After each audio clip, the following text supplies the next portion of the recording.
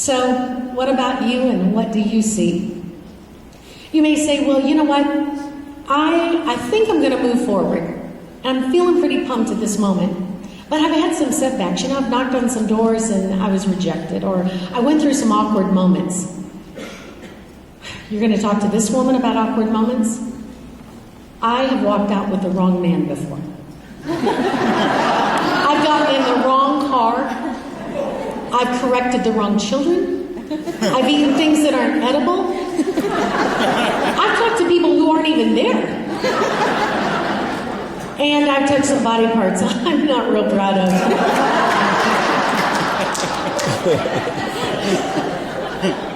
The other day we were in the airport and I was talking away to my husband. We were standing at the gate and I had no idea that he'd walked over to the counter to make sure our tickets were correct. So I'm just talking away to him. He's a quiet man, so I figured he's just nodding. And about that time, a gentleman on the other side of me said, "Ma'am, who are you talking to?" I quickly turned to him, I smiled real big, and I said, "Oh, I speak for a living. I'm just practicing." What are you doing with your dead space? What are you practicing? It's all about your belief system. I'm talking about, what do you believe? Because so many people can't go beyond what they believe. And maybe to some of you, you've lost belief in yourself. Maybe you had something called a disappointment and it's just set you back. In the middle of the disappointment, change the first letter, it becomes his appointment. Seize it. Don't ever give up. Don't ever walk away. What do you practice? What's the self-talk? What's the things that you're telling yourself over and over? Oh, you failure. Oh, you'll never amount. Oh, you'll never get. Oh. Why don't you get that word of profanity out of your language called can't? Can't? Oh, yes, you can. Don't you ever give up. There are so many things that I've done in my life that if I told you one in particular, when I first met Zig Ziglar, my dear friend, and I was asked to speak for his corporation, and when I spoke for his corporation, right before the meeting started, it was the first time to meet Zig. And he came up to me, he was so kind, he said, "By the way, I'll be sitting on the front row taking notes this morning." Don't you know that's just a little bit intimidating? The icon of motivation. I love that man. I'd never read any of his books, I'd never heard any of his tapes up at that point, but I knew this. If he was the icon of motivation, and that's what I love to do with people, I wanted to learn from the best. And here I was standing before him. I should have been on the front row taking notes. After about a minute of feeling intimidated, I thought, no, I'm on assignment. I got 29 more minutes. I'm going to finish up well. So I just continued to speak. I didn't do it all around Mr. Ziglar. I did it to the people that were in front of me.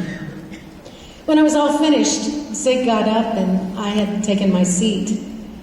And he said nothing.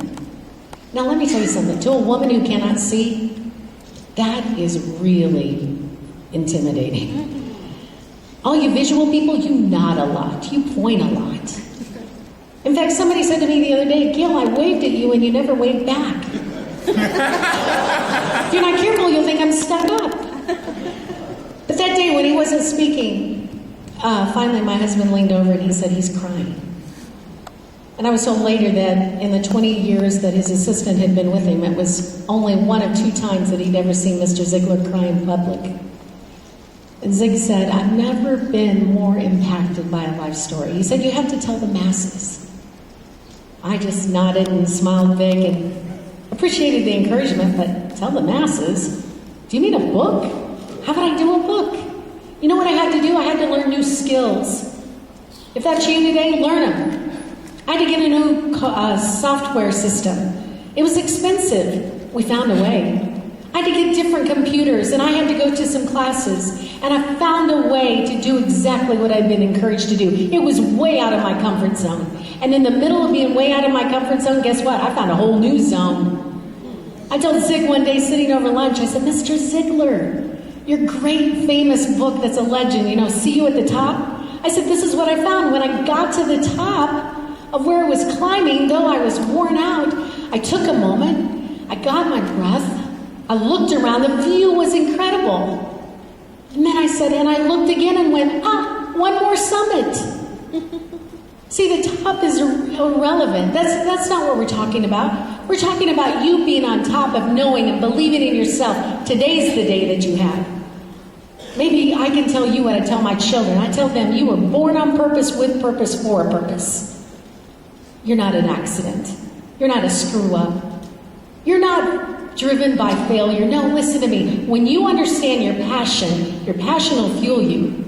And guess what? Your purpose will drive you.